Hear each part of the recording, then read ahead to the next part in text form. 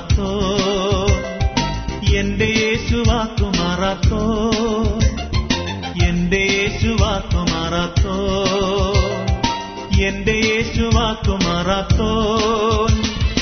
ഈ മൺമാറും മിൺമാറും മർത്യരെല്ലാം വാക്കുമാറും, എന്റെ യേശു വാക്കു മാറാത്തോ.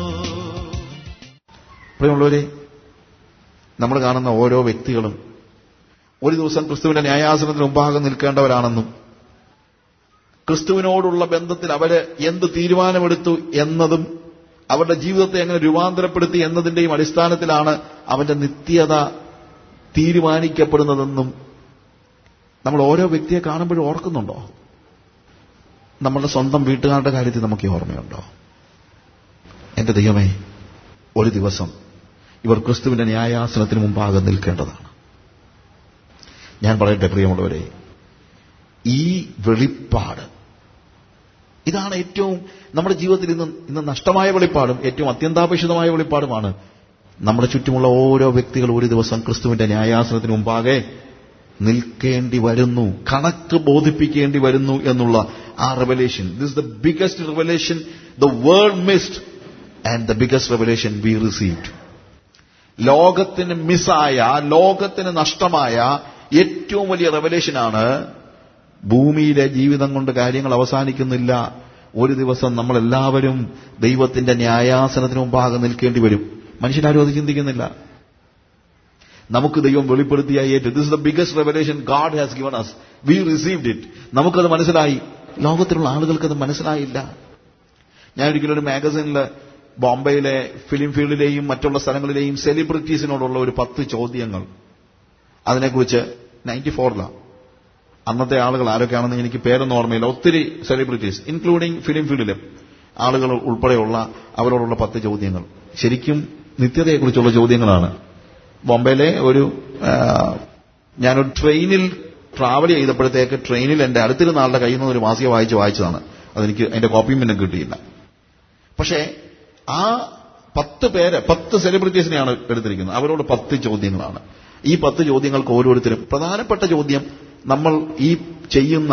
നിങ്ങൾ ഈ ഭൂമിയിൽ ചെയ്യുന്ന കാര്യങ്ങൾക്ക് ദൈവം കാണുന്നുണ്ടെന്നും ദൈവം കുറിച്ചു വെക്കുന്നുണ്ടെന്നും നിങ്ങൾ ചിന്തിക്കുന്നുണ്ടോ? മരണശേഷം നിങ്ങൾ ഈ ദൈവത്തിന്റെ മുമ്പിൽ നിൽക്കേണ്ടി വരുമെന്ന് നിങ്ങൾക്ക് ചിന്തയുണ്ടോ? ഇങ്ങനെയുള്ള ചോദ്യങ്ങളാണ്. ജനറൽ ക്വസ്റ്റ്യൻസും ഉണ്ട്. ഇതിനകത്ത് മിക്ക 9 പേരും പറഞ്ഞത്, I don't think God is keeping all the account that happens in this world. അങ്ങനെയൊന്നും ദൈവം എല്ലാത്തിന്റെയും അക്കൗണ്ട് സൂക്ഷിച്ചുകൊണ്ടിരിക്കുകയാണെന്നൊന്നും ഞാൻ ചിന്തിക്കുന്നില്ല. നമ്മൾ ഈ ഭൂമിയിൽ ചെയ്യുന്ന കാര്യങ്ങൾക്കെല്ലാം നമുക്ക് ഈ ഭൂമിയിൽ തന്നെ മറുപടി ഉണ്ട്. നല്ല കാര്യങ്ങൾ ചെയ്താൽ നമുക്ക് നന്മയൊക്കെ കിട്ടും. ഇതാണ് 9 സെലിബ്രിറ്റീസും പറഞ്ഞത്. ഒരു പെൺകുട്ടി, ഞാൻ അവളുടെ പേരോർക്കുന്നില്ല, ഫിലിം ഫീൽഡിലെ ഒരു പെൺകുട്ടിയാണ്. എനിക്ക് അത്ര പരിചയമുള്ള പേരല്ല. പക്ഷേ ഞാൻ പിന്നീട് ആരോ ചോദിച്ചപ്പോൾ ആ കാലയളവിലെ ഒരു മെഗാ സ്റ്റാർ ആണെന്ന് ഞാൻ പിന്നീട് എനിക്ക് മനസ്സിലായി. ഈ ഹിന്ദി ഫിലിമിലെയാണ്. പക്ഷെ അവൾ മാത്രം പറഞ്ഞൊരു കാര്യമുണ്ട്, I truly believe that there is a god and he is keeping account and I need to stand before him and answer all my deeds I do in this world. ഒറ്റ ഒരു പെൺകുട്ടി. 9 സെലിബ്രിറ്റീസും പറഞ്ഞത്, god is not concerned about these kind of things. He has big അവർ പറഞ്ഞതാണ്, ദൈവത്തിന് ഒത്തിരി വലിയ വലിയ കാര്യങ്ങളൊക്കെ ചിന്തിക്കണം. അതിനിടയ്ക്ക് നമ്മളെപ്പോലുള്ള ആളുകളൊക്കെ എന്തെങ്കിലും ചെയ്യുന്നൊന്നും അവൻ തിരക്കുന്നൊന്നുമില്ല. ദൈവത്തിന് ഈ ഭൂമിയെ ഉരുട്ടിക്കൊണ്ടുപോകണം, നക്ഷത്രങ്ങളെല്ലാം അതാത് സ്ഥാനത്ത് നിർത്തുന്നത്, അതൊക്കെ ദൈവം ചെയ്തോളും. നമ്മുടെ കാര്യത്തിലൊന്നും ദൈവം ശ്രദ്ധിക്കുന്നില്ല. I'm not joking. This is what I was reading in that book. പക്ഷെ ഒരു പെൺകുട്ടി, അവള് ഒരു 3 പേജിൽ അവളുടെ ടെസ്റ്റിമണി എല്ലാം എഴുതിയിട്ടുണ്ട്. എന്താണ് അവളുടെ ജീവിതത്തിലുണ്ടായ വ്യത്യാസം, അവളുടെ ഒരു ടെസ്റ്റിമണി, അവൾ എങ്ങനെയാണ് ദൈവവുമായിട്ടൊരു എൻകൗണ്ടർ ഉണ്ടായത്. And I came to know that maybe നല്ല അവളുടെ വാക്കുകളെല്ലാം പറയുന്നത് ഷീ ഈസ് എ ബിലീവർ. എന്നാൽ ഈ സെലിബ്രിറ്റീസ് മാത്രമല്ല, നല്ലൊരു ശതമാനം ആളുകൾക്കും എന്ത് കിട്ടിയിട്ടില്ല, ഈ വെളിപ്പാട് കിട്ടിയിട്ടില്ല. നല്ലൊരു ശതമാനം ആളുകളും, ചിലപ്പോൾ ആളുകൾ ചോദിക്കുന്നത്, നരകത്തിലും ആരെങ്കിലും വേണ്ടേ? നരകത്തിൽ ആരും വേണമെന്ന് ദൈവത്തിന് നിർബന്ധമില്ല. അത് നിങ്ങൾക്കറിയാമോ? നമ്മുടെയൊക്കെ ചിന്ത നരകത്തിലും ആരെങ്കിലും വേണമെന്ന. നരകത്തിൽ ആരും വേണമെന്ന് ദൈവത്തിന് നിർബന്ധമില്ല. പ്രിയമുള്ളവരെ, വളരെ തെറ്റിദ്ധാരണാജനകമായ ഒരു കാര്യമാണ്. പലപ്പോഴും ആളുകൾ പറയും ദൈവം മനുഷ്യന് വേണ്ടി 2 സ്ഥലം ഒരുക്കിയിട്ടുണ്ട്, ഒന്ന് സ്വർഗം, ഒന്ന് നരകം. ദൈവം മനുഷ്യന് വേണ്ടി 2 സ്ഥലം ഒരുക്കിയിട്ടില്ല. ഒരുക്കിയിട്ടില്ല എന്ന് പറഞ്ഞു കഴിഞ്ഞാൽ ദൈവം നരകം ഉണ്ടാക്കിയത് ആർക്ക് വേണ്ടിയാണെന്ന് ചോദിച്ചു കഴിഞ്ഞാൽ മനുഷ്യന് വേണ്ടിയല്ല. അവിടെ എഴുതിയിരിക്കുന്നത് ശപിക്കപ്പെട്ടവരെ പിശാചിനും അവന്റെ ദൂതന്മാർക്ക് വേണ്ടി ഒരുക്കിയിരിക്കുന്ന നിത്യ നരകത്തിലേക്ക് പോയിക്കൊള്ളുമെന്നാണ്. പിശാചിനും അവന്റെ ദൂതന്മാർക്കും. നോക്കുക, ആർക്ക് വേണ്ടി ഉണ്ടാക്കിയത്? പിശാചിനും അവന്റെ ദൂതന്മാർക്കും. നമുക്ക് വേണ്ടി ഉണ്ടാക്കിയതല്ല, പക്ഷെ നമ്മളവിടെ പോകുന്നുണ്ട്. നമുക്ക് വേണ്ടി ഉണ്ടാക്കിയതല്ല, പക്ഷേ നമ്മളവിടെ പോകുന്നുണ്ട്. എന്തുകൊണ്ടാണെന്ന് ചോദിച്ചു കഴിഞ്ഞാൽ നമ്മളൊക്കെ താമസിക്കുന്നത് നമ്മുടെ പിതാവിന്റെ ഭവനത്തിലാണ്.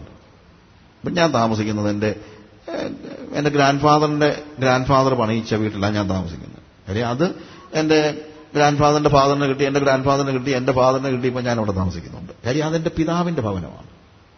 It's my father's house. അവിടെ എല്ലാവർക്കും വന്ന് താമസിക്കാനൊന്നും പറ്റില്ല. എല്ലാവർക്കും വന്ന് കയറി ഇറങ്ങാം. പക്ഷെ അവിടെ താമസിക്കണമെങ്കിൽ മാത്യു എന്ന് പറയുന്ന ഫാമിലി നെയിം ഉള്ള ഒരാൾക്ക് അതിനകത്ത് എന്ത് ചെയ്യാൻ പറ്റുള്ളൂ? അധികാരത്തോടെ വന്ന് താമസിക്കാൻ പറ്റുള്ളൂ. I M Saju John Mathew ഫാമിലിയാണ്.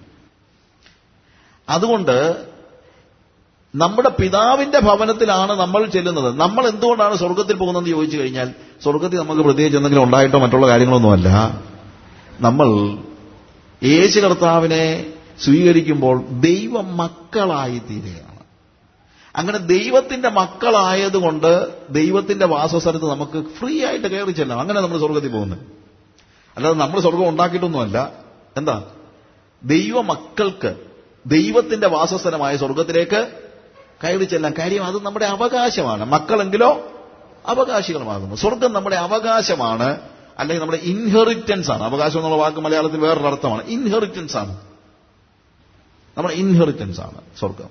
പിന്നെ ആളുകൾ നരകത്തിൽ പോകുന്നത് പിശാചിന് വേണ്ടി ഒരുക്കിയതിന്റെ സ്ഥലത്ത് ആളുകൾ പോകണമെങ്കിൽ പിശാചിന്റെ മക്കൾ പിന്നെ എങ്ങോട്ടേ പോകത്തുള്ളൂ? അവിടെ അല്ല പോകത്തുള്ളൂ. വേറെ എവിടെ പോകാനാണ്? പാപം ചെയ്യുന്നവനെല്ലാം പിശാച് എന്ന പിതാവിന്റെ മകൻ. മരിക്കുമ്പം അപ്പന്റെ വീട്ടിലോട്ട് പോകുന്നു. പാപികൾ മരിക്കുമ്പോൾ എങ്ങോട്ട് പോകുന്നു? അപ്പന്റെ വീട്ടിലോട്ട് പോകുന്നുള്ളതേ ഉള്ളൂ. അത് നരകമായി പോയി, അത്രേ ഉള്ളൂ. അല്ലാതെ വേറെ ഒന്നും സംഭവിക്കുന്നില്ല. അതുകൊണ്ട് ആരും പറയരുത് നരകത്തിലും ആള് വേണമല്ലോ എന്ന് പറയരുത്. ദൈവത്തിന് നരകത്തിൽ ആള് വേണമെന്ന് യാതൊരു നിർബന്ധവും ഇല്ല. അതിനുവേണ്ടി ആരും അങ്ങോട്ട് പോകണ്ട. ഇപ്പോൾ എല്ലായിടത്തും എല്ലാവരും മാനസാന്തരപ്പെടണമെന്ന് ദൈവം കൽപ്പിച്ചിരിക്കുന്നു. എല്ലായിടത്തും എല്ലാവരും ദൈവം ആഗ്രഹിക്കുന്നതാണ്. നമ്മൾ എല്ലാവരും സ്വർഗത്തിൽ ചെല്ലണമെന്ന. എല്ലാവരും കൂടെ സ്വർഗത്തിൽ ചെന്ന് കഴിഞ്ഞാൽ അവിടെ ഇടിയൊന്നും ഉണ്ടാകത്തൊന്നുമില്ല. അവിടെ ആളുകൾ കൂടുതലായി പോകത്തൊന്നുമില്ല. അതിനെക്കുറിച്ചൊന്നും നിങ്ങൾ പറയേണ്ട. പക്ഷേ ഒരു കാര്യം നിങ്ങൾ അറിയണം, സ്വർഗത്തിലും നരകത്തിലും ആയിട്ട് 2 നിത്യതയിലേക്ക് ജനങ്ങൾ പോകുന്നതെല്ലാം എന്തിന്റെ അടിസ്ഥാനത്തിലാണെന്നറിയാമോ? അവനവൻ ശരീരത്തിലിരിക്കുമ്പോൾ ചെയ്തത് നല്ലതാകിലും തീയതാകിലും അതിന് തക്കവണ്ണം പ്രാപിക്കേണ്ടതിന് എല്ലാവരും ദൈവത്തിന്റെ ന്യായാസനത്തിന് മുമ്പാകെ നിൽക്കേണ്ടതാകുന്നു. പ്രിയമുള്ളവരെ, ഒരു ദൈവം കണക്കെഴുതി സൂക്ഷിക്കുന്ന ഒരു ദൈവം ഉണ്ട് എന്നുള്ളത് നിങ്ങൾ മനസ്സിലാക്കണം. നമ്മുടെ ജീവിതത്തിന്റെ ഓരോ നിമിഷങ്ങളെയും കണക്കെഴുതി സൂക്ഷിക്കുന്ന ഒരു ദൈവമുണ്ട്. അത് സെലിബ്രിറ്റീസിന് മനസ്സിലായി കാണത്തില്ല, അല്ലെങ്കിൽ മനസ്സിലായിട്ട് അവരതിനെ കണക്കാക്കുന്നില്ലായിരിക്കാം. പക്ഷേ ഈ വെളിപ്പാട് ഒരു അത്യന്താപേക്ഷിതമായ വെളിപ്പാണ്. This is what the world missed and this is the biggest revelation we received. ഒരു ന്യായവിധിയുണ്ട്, അത് നമ്മൾ മറന്നു പോകരുത്. നമുക്ക് പലപ്പോഴും പറ്റുന്ന ഒരു വലിയ പ്രോബ്ലം എന്ന് ചോദിച്ചു കഴിഞ്ഞാൽ, നമ്മൾ തെറ്റ് ചെയ്തപ്പോഴൊക്കെ ദൈവം അന്നേരം തല്ല് തരാഞ്ഞതാ. അതാ പലപ്പോഴും ഉണ്ടാകുന്ന ഒരു വലിയ പ്രശ്നമായിട്ട് ഇല്ലേ? ഓരോ പാപം ചെയ്യുമ്പോഴും അന്നേരം തല്ല് കിട്ടുകയായിരുന്നെങ്കിൽ നമ്മൾ പെട്ടെന്ന് കുറച്ചും കൂടെ അലേർട്ടായിരുന്നേനെയും.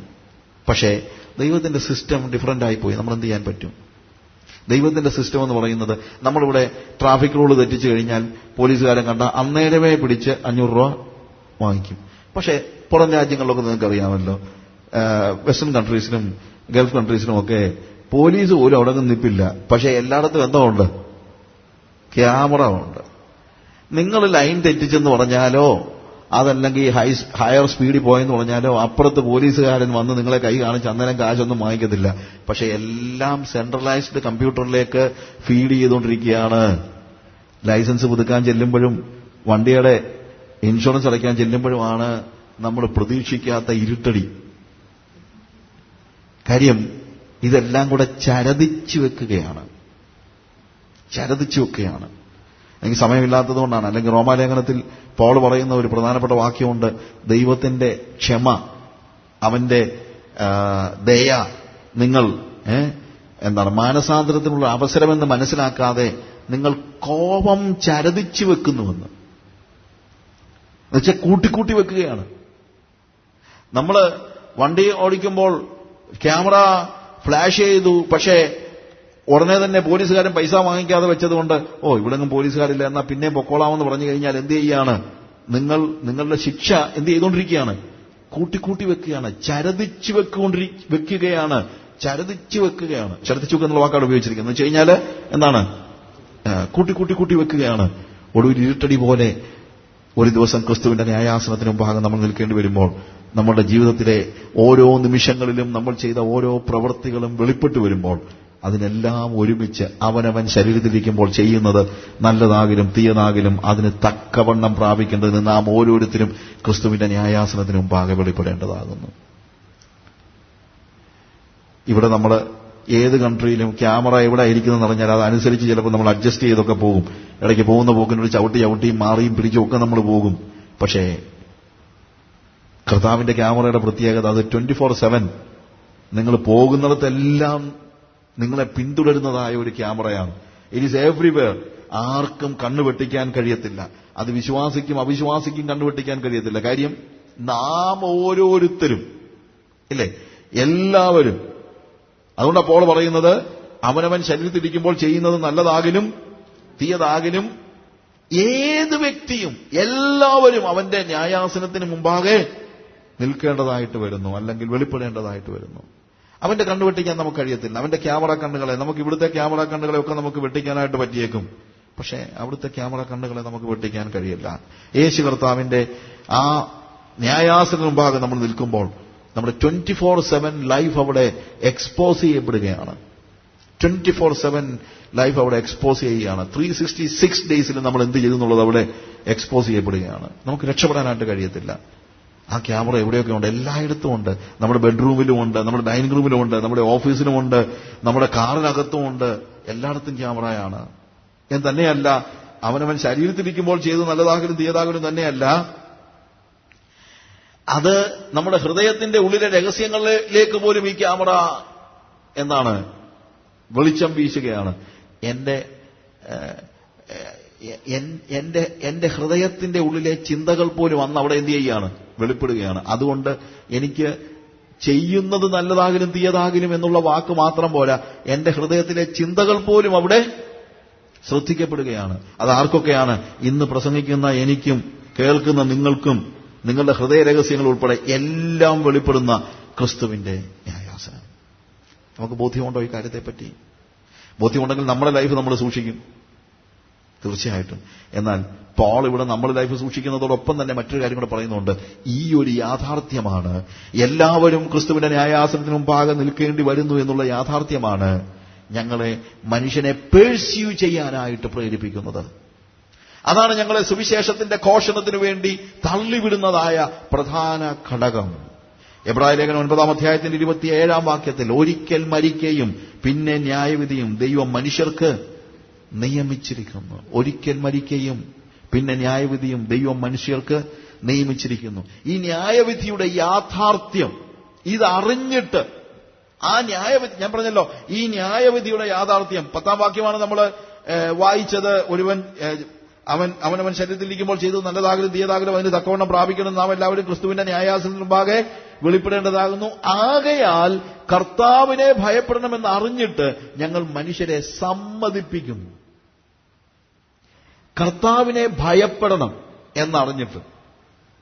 എന്താണ് കർത്താവിനെ ഭയപ്പെടണം എന്ന് പറയാൻ കാര്യം നമ്മുടെ ലൈഫാണ്, നമ്മുടെ ജീവിതമാണ് ഈ ന്യായാസനത്തിൽ വിധിക്കപ്പെടുന്നത് എന്നുള്ളതാണ് ഒരു പ്രധാനപ്പെട്ട പ്രശ്നം. നമ്മൾ നരകത്തിലേക്ക് ഞാൻ നരകത്തിലേക്ക് പോയിക്കൊണ്ടിരിക്കുമ്പോൾ, അതായത് യേശു കർത്താവിനെ നമ്മൾ മനസ്സിലാക്കുമ്പോഴത്തേക്ക് ഈ പലപ്പോഴും ഉണ്ടാകുന്ന ഒരു പാർഷ്യൽ അണ്ടർസ്റ്റാൻഡിങ് യേശുവിനെ കുറിച്ച് ഉണ്ടാകുന്ന ആളുകളുണ്ട്, പ്രശ്നങ്ങളുണ്ട്. പാർഷ്യൽ പ്രീച്ചിങ് ഉണ്ടാക്കുന്ന പ്രശ്നങ്ങളുണ്ട്. പാർഷ്യൽ പ്രീച്ചിങ് എന്ന് പറയുമ്പോഴത്തേക്ക് ഭാഗികമായി മാത്രം യേശുവിനെ ഒരാൾ പരിചയപ്പെടുത്തുകയാണെന്ന് വെക്കുക, ഭാഗികമായി മാത്രം യേശുവിനെ ഒരാൾ മനസ്സിലാക്കുന്ന വെക്കുക, അതൊക്കെ അപകടകരമാണ്. ഭാഗികമായി ഇപ്പൊ പലപ്പോഴും ഉണ്ടാകുന്ന ഒരു വലിയ പ്രശ്നമാണ്. കർത്താവ് എമ്മൗസിലേക്ക് പോയ ശിഷ്യന്മാരോട് പറഞ്ഞൊരു വാക്കുണ്ട്, അല്ലയോ ബുദ്ധിഹീനരെ, പ്രവാചകന്മാർ പറഞ്ഞിരിക്കുന്നത് എന്താ? എല്ലാം വിശ്വസിക്കാത്ത മന്ദബുദ്ധികൾ. എന്ന് വെച്ചാൽ എന്താണ്? അവര് തീരെ വിശ്വസിക്കാത്തവരല്ല. പ്രവാചകന്മാർ പറഞ്ഞിരിക്കുന്നത് എല്ലാം വിശ്വസിക്കാത്ത മന്ദബുദ്ധികളെ. പ്രിയമുള്ളവരെ, യേശുക്രിസ്തുവിന്റെ ആ മുഖം എന്താണെന്നുള്ളത് എല്ലാം മനസ്സിലാക്കുക എന്ന് പറയുന്ന ഒരു വലിയൊരു പ്രാധാന്യം അർഹിക്കുന്ന കാര്യമാണ്. ദൈവത്തെക്കുറിച്ചുള്ള ആ എല്ലാ ഫേസസും, ഓൾ ഫേസസ് നമ്മൾ മനസ്സിലാക്കണം. നരകത്തിലേക്ക് ഞാൻ പോയിക്കൊണ്ടിരുന്നപ്പോൾ എന്നെ കണ്ട് സ്വർഗത്തിൽ നിന്ന് ഇറങ്ങി കാൽവറി ക്രൂശിൽ മരിച്ച യേശുക്രിസ്തുവിന്റെ സ്നേഹം ഞാൻ കാണണം. അതാണ് നമ്മളിപ്പോ പറഞ്ഞ കാര്യം. When I was dying, when I was heading towards hell, God was sending His Son Jesus to this world to die for me. That's the love of Jesus. അത് യേശുവിന്റെ സ്നേഹത്തിന്റെ പ്രദർശനമാണ്. But that is only one face of God. അത് ദൈവത്തിന്റെ ഒരു മുഖമാണ്. ദൈവത്തിന്റെ കാണാനിരിക്കുന്ന ഒരു മുഖമുണ്ട്. എന്താണെന്നറിയാമോ? വരാൻ പോകുന്ന ന്യായവിധിയിൽ തീഷ്ണവാനായ ദൈവം മനുഷ്യനെ അവന്റെ പ്രവൃത്തിക്കനുസരിച്ച് വിധിക്കുന്ന ദൈവത്തിന്റെ ന്യായം മറുവശത്ത്. ദൈവത്തിന്റെ സ്നേഹത്തിന്റെ മുഖം നമ്മൾ കണ്ടു, പക്ഷേ ദൈവത്തിന്റെ ന്യായം വെളിപ്പെടാനിരിക്കുകയാണ്. അതുകൊണ്ട് ഈ സ്നേഹത്തിന്റെ മുഖത്തെ ആലിംഗനം ചെയ്യുന്ന ഒരു വ്യക്തിക്ക് മാത്രമേ ദൈവത്തിന്റെ ന്യായത്തിന്റെ മുഖത്തെ നേരിടുവാനുള്ള യോഗ്യത, അല്ലെങ്കിൽ അതിന് കഴിയത്തുള്ളൂ.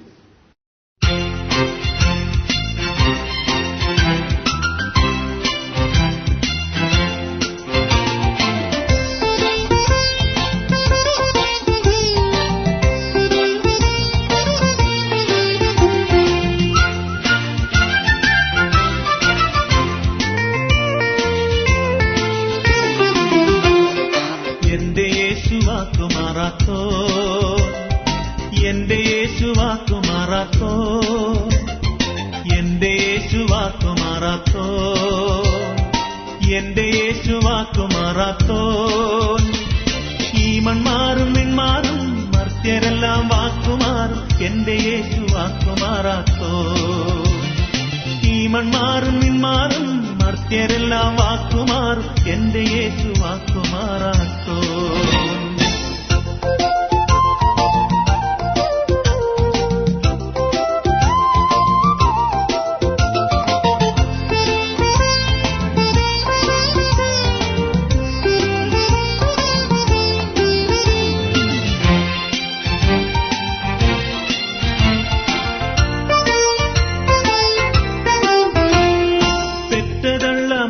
പോയാലും ഇറ്റു സ്നേഹം തന്നില്ലെങ്കിലും, പെറ്റതള്ള മാറിപ്പോയാലും ഇറ്റു സ്നേഹം തന്നില്ലെങ്കിലും, അറ്റുപോകയില്ല യേശുവിന്റെ സ്നേഹം, എന്റെ യേശുവാക്കു മാറാത്തോ. അറ്റുപോകയില്ല യേശുവിന്റെ സ്നേഹം, എന്റെ യേശുവാക്കു മാറാത്തോ. എന്റെ യേശുവാക്കു മാറാത്തോ, എന്റെ യേശുവാക്കു മാറാത്തോ. ഈ മൺമാറും മിൺമാറും മർത്യരെല്ലാം വാക്കുമാറും, എന്റെ യേശുവാക്കു മാറാത്തോ.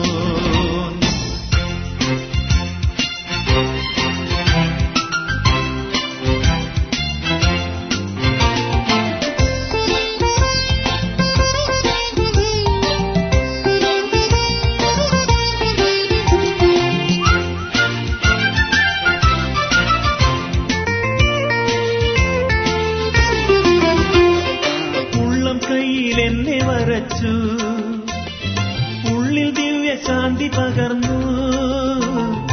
ഉള്ളം കയ്യിൽ എന്നെ വരച്ചു, ഉള്ളിൽ ദിവ്യശാന്തി പകർന്നു.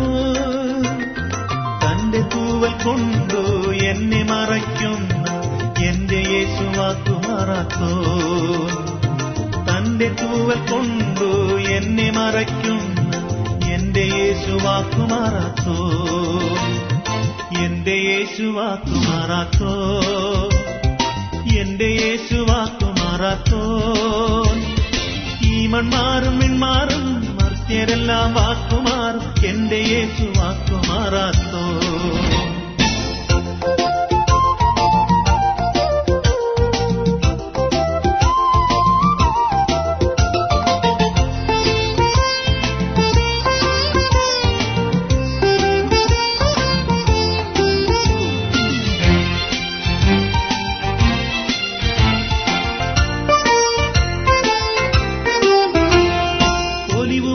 ഒരുങ്ങിക്കഴിഞ്ഞു പ്രാണപ്രിയൻ പാദമേൽക്കുവാൻ.